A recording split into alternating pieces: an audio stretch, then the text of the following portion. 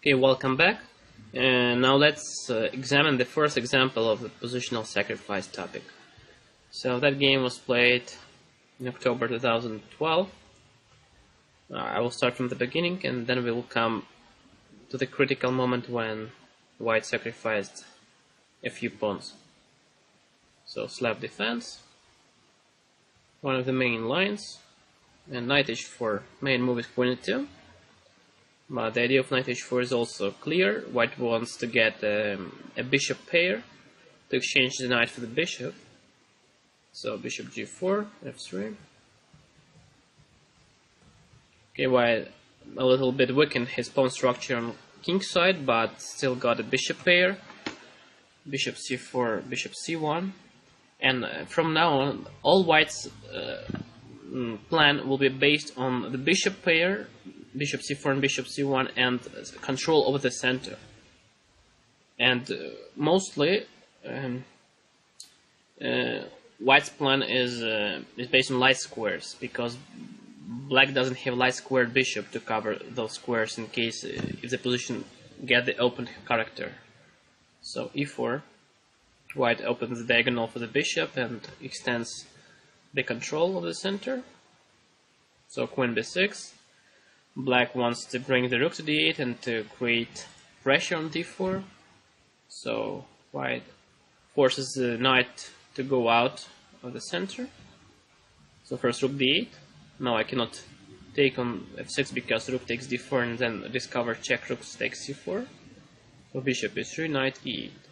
So white has space advantage, the bishop pair, but his pawn structure is a little bit weakened because pawns are too much advanced and king might feel a little bit unsafe. So queen e2, knight e7, king g2.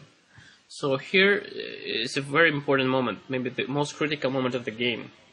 So I'm moving away the king from the diagonal g1, a7. I'm liberating the first rank for the rook to go to h1 and to support the advance h4, h5. After black takes g takes h5, I play g6 and I open the diagonal a2, g8 for my bishop, where the black's king might feel very, very unsafe. So that's very, very deep move, king g2. So black played queen a5. The idea is maybe to play knight b6, or okay, anyway I follow my plan, I play h4. I want to play h5 and after g takes h5 to play g6 to open up the position. As I already told, white's strategy is based on light squares because black doesn't have his own light squared bishop, so won't be able to protect those squares in case if the position gets opened. So knight d6. Of course, black has less space and he wants to exchange some pieces, but of course white is not willing to do that, so I simply retreated with my bishop to a2. I'm keeping the bishop on the big diagonal. This is my main strength, this bishop. It looks like it doesn't do anything on a2, but you will see later that it became the hero of the game. And here black could have won the pawn on c3, for example. Bishop takes c3, pawn takes, and queen takes c3. But in exchange of the sacrificed pawn, white has a pair of bishop, control over the center, and a clear plan of opening the position on king side and the diagonal a2, g8. So rook h1 with the idea h5 and g6. Knight b6. Black wants to close the diagonal for the bishop,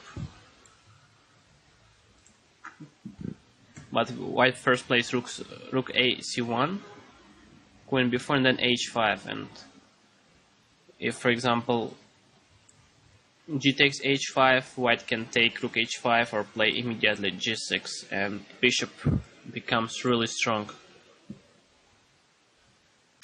But that was quite critical variation. Black should have gone for that because in the game he played queen a6.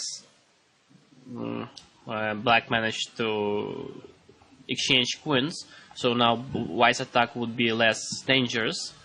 But now black's pawn structure is very, very weak, so we can see double pawns on a file, the weak pawn on c6, and white has a very big positional advantage.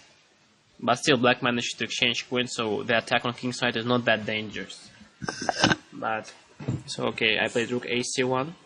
I am bringing my last piece into play. Knight b6 and knight e2, of course. This is the second critical moment of the game. I'm bringing my knight to f4, where it will support the promotion of the advance of h pawn.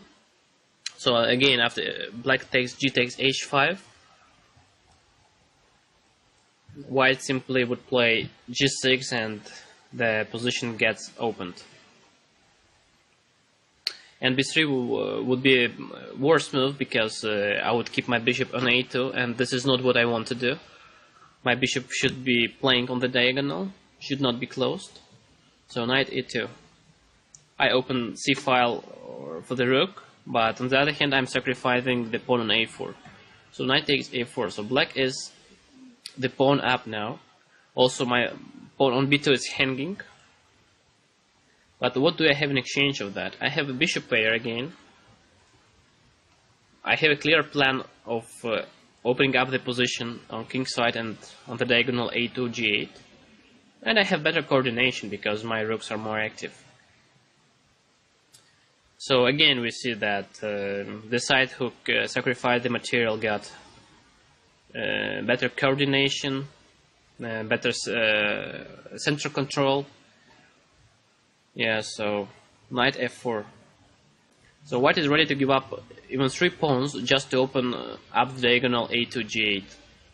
For example, if knight b2 now, then simply white follows his plan with h5, g takes h5, and now we don't take knight takes h5, but we continue our plan, we play g6. All our strategy is based on light squares, so we managed to perform it. So if black takes f takes g6, we play knight takes e6, and white threatens a lot of discovered checks now. So rook is under attack. If black rook moves away his rook, then maybe knight c7 check can follow. King moves away, and we simply win material. So my opponent didn't play knight takes b2. He played rook a b8. He put a really nice trick here. For example, if white continues his plan with h5, black has a really awesome defense with g takes h5, g6, bishop d2. So after bishop d2, both my pieces are under attack, rook on c1 and bishop on h3. So I must take, and then rook takes b2 with double attack on both bishops, bishop a2, bishop d2. And now black is the one who is playing for win. And then white is going to lose his bishop on d2. So fortunately I had seen that trap, so I played a prophylactic move rook f2, protecting the pawn on b2 and preventing bishop d2. So now I'm renewing my threat with h5 and g6. And as you see, black can never exchange my bishop on a2. So knight b5, so black tries to win my d4 pawn, but it doesn't matter for me. I don't lose time on protecting the d4 pawn, also I'm not losing time to win the pawn on c6. All my plan is on king side and opening up the diagonal for my light squared bishop. So I just continue my plan with h5. So if black plays g takes h5, but in case of knight takes d4, simply h takes g6, knight c5. So black tries to keep the e6 pawn. For example, if take, then black managed to keep the e6 pawn, and maybe he's sending okay. But here there is a strong move e5. So white is fixing the weakness on e6. Now maybe the threat is to play rook c4 with double attack. or maybe g takes f7, bishop d4, something like that, and black is completely paralyzed. Black lacks of active plan, and at the same time white has really clear threats. So, but it was anyway a better continuation of what happened in the game, because in the game black took, and now g6, everything comes with tempo. So knight takes d4, black's is whole 3 pawns up now, and there are no queens on the board, but still black's position is completely lost, and the engine agrees with that. So g takes f7, king takes f7. So white managed to achieve what he had planned to do. Now bishop on a2 is a real hero. There is a clear weakness on e6.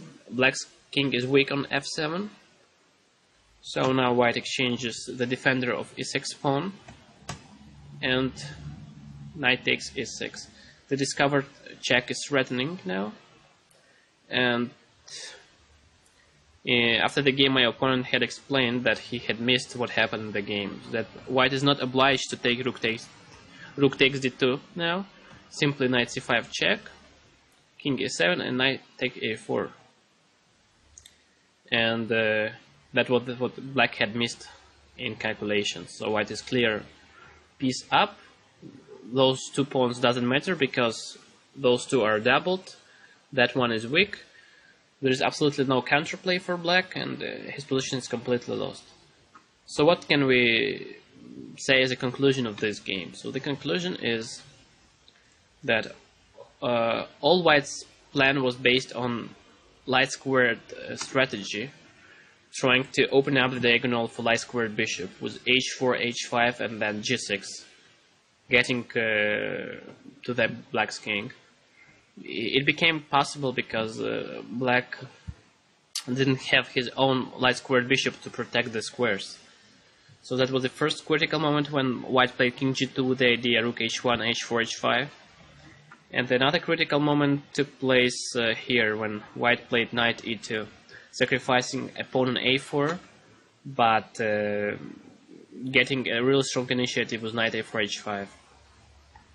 Yeah, so that was the game. So now let's see the 5th example of the positional sacrifice.